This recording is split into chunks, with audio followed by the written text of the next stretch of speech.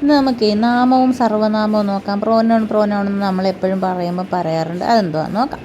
നാമം എന്ന് പറഞ്ഞാൽ നമുക്കറിയാം, ഒരു വസ്തുവിൻ്റെയോ സ്ഥലത്തിൻ്റെയോ വ്യക്തിയുടെ എന്തിൻ്റെയെങ്കിലും പേരിനെ കുറിക്കുന്ന പദമാണ് നാമം. ഉദാഹരണം പെൺകുട്ടി, ഇന്ത്യ, ബുക്ക്, രാജു, രാമ, പേന, ഇങ്ങനെയുള്ളതെല്ലാം നാമങ്ങളാണ്. പിന്നെ പ്രോനൗൺ എന്ന് പറയുമ്പം ഒരു നാമത്തിന് പകരം നിൽക്കുന്നത്. ഇപ്പം എന്തുവാ, രാധേ, നമ്മൾ ഒരു വട്ടം രാധയെന്ന് പറഞ്ഞിട്ട് പിന്നെ പറയുമ്പോൾ അവളെന്ന് പറയത്തില്ലേ. രാജുവിനെ എന്തോ പറയും, രാജുവിനെ ഞാൻ കണ്ടായിരുന്നു, അവനപ്പം വളരെ ക്ഷീണിതനായിരുന്നു. അപ്പോൾ വീണ്ടും രാജു ക്ഷീണിതനായിരുന്നു, രാജു ഒരു വെളുത്ത ഉടുപ്പായിരുന്നു ഇട്ടിരുന്നത്, അങ്ങനെ പറയാതെ പിന്നെ നമ്മൾ അവനെന്നല്ലേ പറയുന്നത്. അപ്പോൾ ആ നാമത്തിന് പകരം വെച്ച പദം, അങ്ങനെയുള്ള പദങ്ങളെയാണ് പ്രോനൗൺ എന്ന് പറയുന്നത്. ഉദാഹരണം ഹി, ഷീ, ഇറ്റ് മുതലായവ. അത്, ഇത് എന്നൊക്കെ പറയില്ലേ, അവൻ, അവൾ, അത്. ഓക്കെ. ഇനി ഈ സർവ്വനാമം പല വിധത്തിലുണ്ട്. ആദ്യം ഫസ്റ്റ് പേഴ്സൺ എന്നും സെക്കൻഡ് പേഴ്സൺ എന്നും തേർഡ് പേഴ്സൺ എന്നും മൂന്നായിട്ട് തിരിച്ചിട്ടുണ്ട്. ഒന്നാമത്തേതെന്ന് പറയുമ്പം പ്രഥമ പുരുഷൻ. നമ്മൾ മലയാളത്തിലെ പ്രഥമ പുരുഷൻ, ഉത്തമ പുരുഷൻ എന്നൊക്കെ പഠിച്ചിട്ടില്ലേ. അതിൽ ആദ്യത്തേത് ഫസ്റ്റ് പേഴ്സൺ എന്ന് പറഞ്ഞാൽ സംസാരിക്കുന്ന ആളുകൾ. ഇപ്പം ഞാൻ അല്ലെങ്കിൽ ഞങ്ങൾ അല്ലെങ്കിൽ നമ്മളെന്ന് പറയത്തില്ലേ. അപ്പം ഐയും വിയും ഫസ്റ്റ് പേഴ്സണിലുള്ളത്. സെക്കൻഡ് പേഴ്സണിലുള്ളത് നിങ്ങൾ അല്ലെങ്കിൽ നീ, ആരോടാണോ സംസാരിക്കുന്നത് അത്. തേർഡ് പേഴ്സൺ എന്ന് പറയുമ്പോൾ ഞാനും അല്ല നീയും അല്ല മറ്റൊരാൾ, മൂന്നാമൻ. അങ്ങനെ പറയുമ്പോൾ അതിൽ വരുന്ന he, she, it, they and all other nouns, ഇതൊക്കെയാണ് തേർഡ് പേഴ്സണിൽ വരുന്നത്. ഇപ്പോൾ മനസ്സിലായാലും നമ്മൾ സിമ്പിൾ പ്രസൻറ്റ് ടെൻസിൻ്റെ ഉദാഹരണം ഇത് പറഞ്ഞപ്പം പറഞ്ഞ് തേർഡ് പേഴ്സൺ സിംഗുലറായിട്ട് വന്നാലെന്ന്. അപ്പം തേർഡ് പേഴ്സണിൽ സിംഗുലറായിട്ടുള്ളത് ഹീയും, ഷീയും, ഇറ്റും, ഓൾ അതർ നൗൺസും ആണുള്ളത്. അപ്പോൾ ഇനി ഈ പ്രോനൗണ് പലതരത്തിലുണ്ട്. റിലേറ്റീവ് പ്രോനൗണാണ് ആദ്യത്തേത്. ആപേക്ഷിക സർവ്വനാമം എന്ന് പറയും. ഉദാഹരണം ഹൂ എന്ന് പറയുമ്പം ആര്, ഹൂം ആരെ, ഹൂസ് ആരുടെ, വിച്ച് ഏത്, ദാറ്റ് അത്, വേർ എവിടെ, വെൻ എപ്പോൾ. ഈ റിലേറ്റീവ് പ്രോനൗൺസ് ഇത് നമുക്കറിയാം, ഇത് ചോദ്യവാചകങ്ങളാണെന്നറിയാം. റിലേറ്റീവ് പ്രോനൗണായിട്ട് ഉപയോഗിക്കുന്നത് എങ്ങനെയെന്ന് പറഞ്ഞാൽ, ഇപ്പം ഞാൻ ഒരാളെ കണ്ടു, അയാൾ ആരാണോ ആ പാമ്പിനെ കൊന്ന് അയാളെ ഞാൻ കണ്ടു എന്ന് പറയത്തില്ലേ.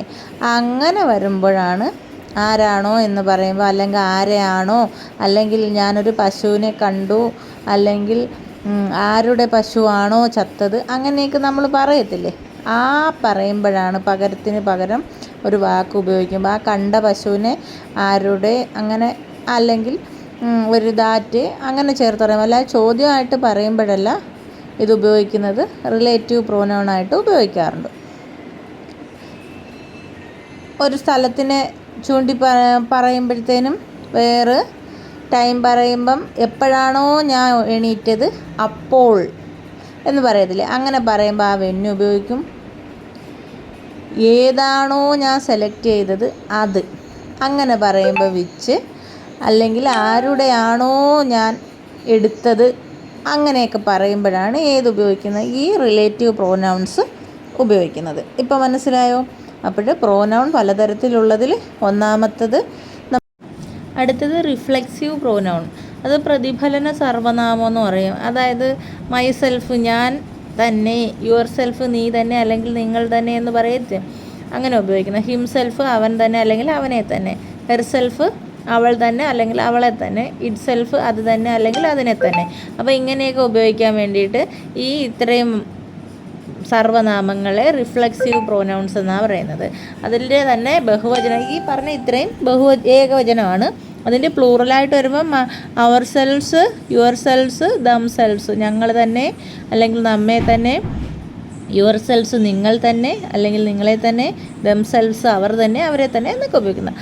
പിന്നെ റെസിപ്രോക്കൽ പ്രോനൗൺസ്. അടുത്തത് പരസ്പര സർവ്വനാമം. Each other, one another. Each other എന്ന് പറഞ്ഞാൽ ഓരോരുത്തരും, വൺ അനദർ ഓരോരുത്തരും തമ്മിൽ എന്ന് പറയുന്നത്. ഈച്ച് അതർ പരസ്പരം, വൺ അനദർ ഓരോരുത്തരും പരസ്പരം അല്ലെങ്കിൽ തമ്മിൽ, രണ്ടുപേർ തമ്മിൽ പരസ്പരം. പിന്നെ വൺ അനദർ എന്ന് പറയുമ്പം രണ്ടിലധികം പേര് പരസ്പരം, അതിനാണ് അങ്ങനെ പറയുന്നത്. വൺ അനദറും ഈച്ച് അനദറും. രണ്ടുപേർ തമ്മിലാണെങ്കിൽ ഈച്ച് അതർ എന്നും, രണ്ടിലധികം പേര് പരസ്പരം എന്ന് പറയാൻ വൺ അനദറും. അത് റെസിപ്രോക്കൽ പ്രോനൗൺ. അടുത്ത ഇൻ്ററോഗേറ്റീവ് പ്രോനൗൺ, ചോദ്യം ചെയ്യൽ സർവ്വനാമം. ഹൂ, ഹൂം, ഹൂസ്, വിച്ച്, ആര്, ആരെ, ആരുടെ, ഏത്. സർവ്വനാമമായിട്ട് ഉപയോഗിക്കുമ്പോഴാണേ, അല്ലാത്തപ്പം ക്വസ്റ്റ്യൻ വേർഡ്.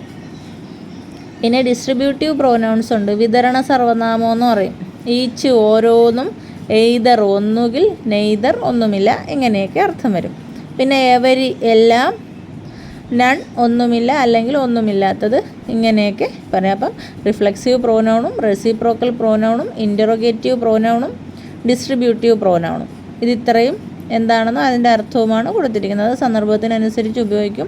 ഇപ്പം നമ്മളത് സെൻറ്റൻസായിട്ട് പറഞ്ഞു കഴിഞ്ഞാൽ തുടക്കക്കാർക്ക് എല്ലാം കൂടെ കൺഫ്യൂഷനാവും, അല്ലെങ്കിൽ ഇത് പഠിക്കാൻ പാടായിട്ട് തോന്നും. അതുകൊണ്ട് തൽക്കാലം ഈ വാക്കുകളും അതിൻ്റെ അർത്ഥവും മാത്രം മനസ്സിലാക്കി വയ്ക്കാം. ഇങ്ങനെ മനസ്സിലാക്കി വെച്ച് നമുക്ക് കുറച്ചുകൂടിയൊക്കെ പഠിച്ചു വരുമ്പോഴത്തേക്ക് ഇത് ഓരോന്നും ഉപയോഗിക്കേണ്ട സ്ഥലങ്ങളിൽ നമുക്ക് ഉപയോഗിക്കാൻ കഴിയും. അപ്പോൾ ഈ ഓരോ വാക്കുകളും അതിൻ്റെ അർത്ഥവും, ഇനിയിപ്പോൾ എന്ത് പ്രോനൗണാണ്, ഇൻട്രോഗേറ്റീവ് എന്ന് പറയുന്ന പേരാണ് അല്ലെങ്കിൽ ഡിസ്ട്രിബ്യൂട്ടീവ് പ്രോനൗണാണ് ഇതിൻ്റെ പേര് എന്നൊന്നും പഠിച്ചു വെക്കേണ്ട കാര്യമില്ല. അതെന്താണെന്ന് മനസ്സിലാക്കാം. അടുത്തത് പൊസസീവ് പ്രോനൗണാണ്. പൊസസീവ് പ്രോനൗൺ മൈൻ എൻ്റേത്, അവേഴ്സ് ഞങ്ങളുടേത്, യുവേഴ്സ് നിങ്ങളുടേത്, ഹിസ് അവൻ്റേത്, അങ്ങനെ എൻ്റേത് നിൻ്റേത്, പൊസസീവിനെ കുറിക്കുന്നത്, സ്വന്തത്തെ കുറിക്കുന്ന, അവൻ്റേത്, എൻ്റേത്, നിൻ്റേത്, അങ്ങനെയൊക്കെ ഉള്ളത്. പിന്നെ ഡെമോൺസ്ട്രേറ്റീവ് പ്രോനൗൺ ഉണ്ട്.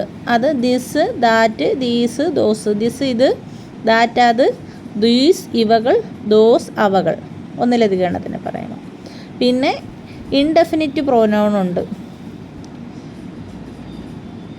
ആരെ ഒരാളെക്കുറിച്ച് പറയുമ്പോൾ അങ്ങനെ എല്ലാവരും, എവരിബഡി ഇൻഡെഫിനിറ്റ് ആണ്. എവരിബഡി എല്ലാവരും, സംബഡി ആരെങ്കിലും അല്ലെങ്കിൽ ആരോ ഒരാൾ, നോബഡി എന്ന് പറഞ്ഞാൽ ആരും, എനിബഡി എന്ന് പറഞ്ഞാൽ ആരെങ്കിലും, ആർക്കെങ്കിലും, ആരെങ്കിലും എന്നൊക്കെ പറയുന്ന അർത്ഥം. അപ്പം ഇവയുടെ എല്ലാം അർത്ഥം മനസ്സിലാക്കി വയ്ക്കുക. വാക്കുകളും പഠിച്ചു വയ്ക്കുക. പ്രോനൗൺ ആണെന്നും എവിടെ ഉപയോഗിക്കേണ്ടി വരുമ്പോൾ